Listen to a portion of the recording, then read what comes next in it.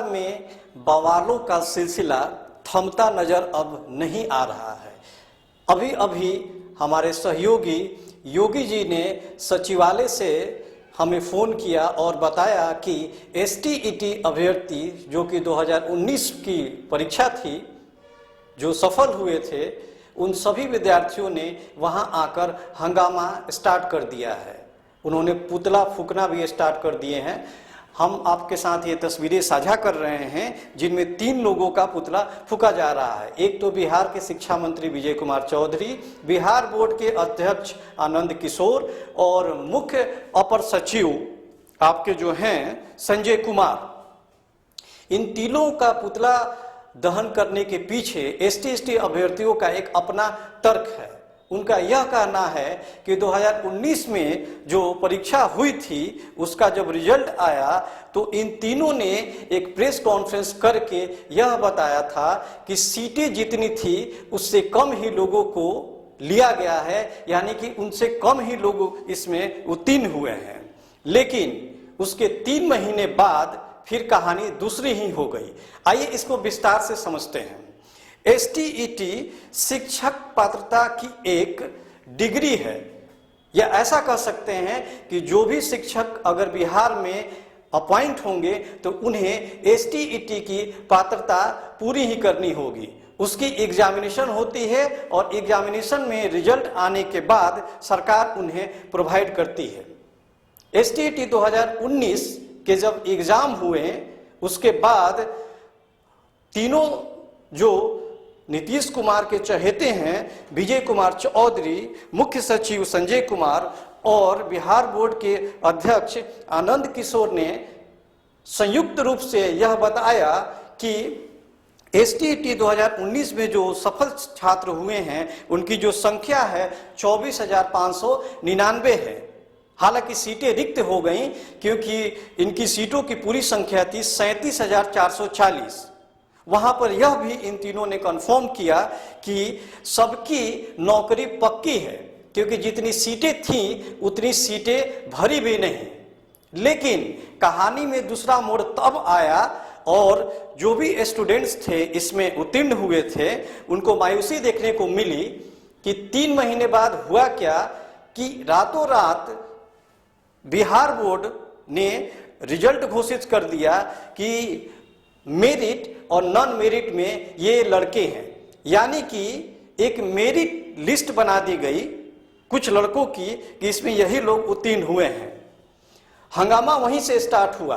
हंगामा जब बढ़ता देख शिक्षा मंत्री ने यह बताया कि यह परीक्षा जो है यह केवल परीक्षा का यह मतलब होता है कि आप टीचर बनने के योग्य हो गए हैं, इसका यह मतलब नहीं होता है कि आपको नौकरी मिल गई है। लेकिन शिक्षा मंत्री ने यह नहीं बताया कि जब 2019 एसटीईटी का जब वो रिजल्ट घोषित कर रहे थे कि हंगामा बढ़ने के बाद शिक्षा मंत्री ने फिर से दोबारा यह बोला कि नहीं, मेरिट और नॉन मेरिट इससे कोई लेना देना नहीं है, शिक्षक पात्रता ही सबसे अहम मुद्दा है। उसी को लेकर स्टूडेंट्स जो कि उत्तीर्ण हुए हैं वो नियोजन इकाई में जाएंगे और उसके बाद उनकी जो सर्टिफिकेट है उसके छानबीन करने के बाद ही मेरिट लिस्ट बनाई जाएगी। आपको बता दूं मैं कि शिक्षा मंत्री के यह बयान के बाद एसटीईटी के लड़के जो हंगामे कर रहे थे वो शांत बैठ गए। आपने देखा ही आरआरबी एनटीपीसी में जो हंगामा हुआ वो अभी पूरी तरीके से शांत भी नहीं हुआ कि एसटीईटी के छात्रों ने आज फिर से हंगामा कर दिया। हंगामा का मुख्य कारण यह रहा कि अब सरकार ने यह कहा कि सभी जिलों में सभी स्टूडेंट्स को एक पात्रता का सर्टिफिकेट मिलेगा जो कि उत्तीर्ण हुए हैं और उन्हें हार्ड कॉपी रिसीव करनी पड़ेगी अपने अपने जिलों में जाकर। लेकिन जब लड़के जिले में उत्तीर्ण हुए लड़के जब जिले में सर्टिफिकेट लेने पहुंचे तो उनके साथ कुछ और ही हुआ।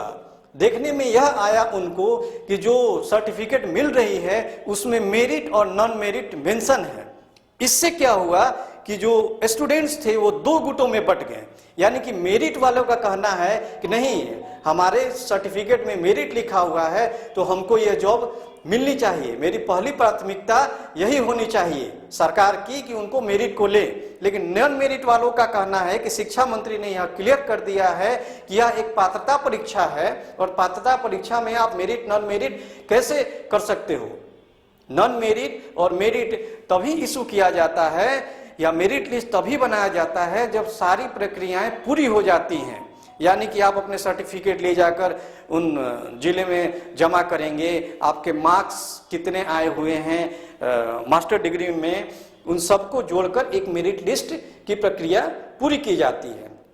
लेकिन यह सर्टिफिकेट में यह कैसे आ रहा है, जबकि शिक्षा मंत्री ने यह पहले ही क्लियर कर दिया था कि नहीं, यह शिक्षक पात्रता परीक्षा है, इसमें नॉन मेरिट और मेरिट के आने का कोई मतलब नहीं है। लेकिन जब नॉन मेरिट और मेरिट का आने का मतलब नहीं है तो फिर जो सर्टिफिकेट मिल रहा है बच्चों को, उसमें यह कैसे मेंशन हो रहा है, यह शिक्षा मंत्री को जवाब देना होगा, यह बिहार बोर्ड के अध्यक्ष आनंद किशोर को जवाब देना होगा, मुख्य सचिव संजय कुमार को जवाब देना होगा। कहीं यह STET की जो धधक है यह कहीं RRB और NTPC का रुख न ले ले। यह एक शिक्षक का ही नहीं, सारे स्टूडेंट्स के तरफ से भी यह बवाल होना तय माना जा रहा है। और सरकार को अब क्लियर यह करना चाहिए कि आखिर वो STET के बारे में क्या फैसला लेने जा रही है। अगर बातें केवल शिक्षा मंत्री के कहने से ही हो जाती तो 2019 STET के जो लड़के हैं इतना हंगामा क्यों करते हैं। जब आपने एज अ शिक्षा मंत्री, बिहार के शिक्षा मंत्री बोल दिया कि नहीं, मेरिट और नॉन मेरिट से शिक्षक पात्रता का कोई लेना देना नहीं है, तो आखिर जो उनको सर्टिफिकेट मिल रही है उसमें मेरिट नॉन मेरिट कैसे लिखा हुआ है।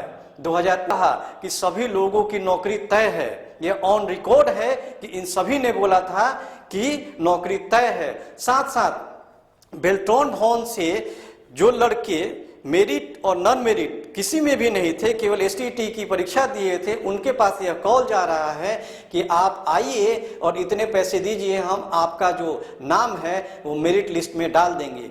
ये सारी चीजें कैसे हो रही है। अगर यह एक घोटाले का रूप नहीं है तो इतने सारे स्टूडेंट सड़कों पर दोबारा से क्यों हैं, जबकि RRB NTPC के हंगामे के कारण सरकार ने यह तय कर लिया था कि इस तरह की बातें अगर विद्यार्थियों के साथ कभी घटित होती हैं और उनको लगता है कि नहीं इस परीक्षा में धांधली हुई है तो सरकार बहुत सीरियस रहेगी।